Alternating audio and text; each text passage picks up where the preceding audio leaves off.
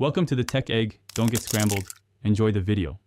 In this video, I will explain how to use grid in Elementor. First, understand that the grid container is a fundamental new feature, offering a robust method for arranging your website content. It provides a flexible and intuitive way to design complex layouts without needing custom code.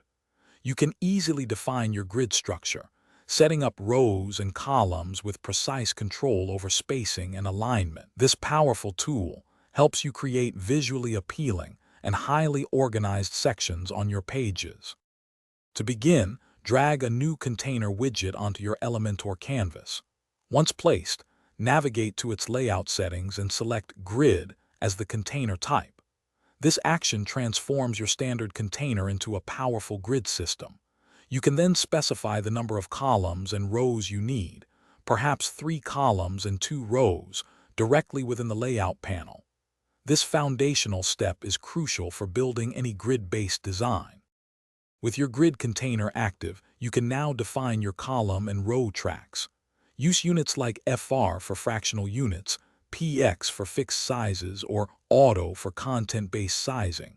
For example, you might set 3 columns to 1 FR, 200 pixels, 1 FR for a dynamic layout. Adjust the column and row gaps perhaps to 20 pixels to control the spacing between your grid items.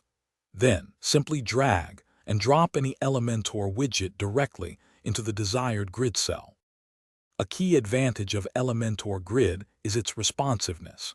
You can easily adjust your grid settings for various devices, ensuring your design looks perfect everywhere.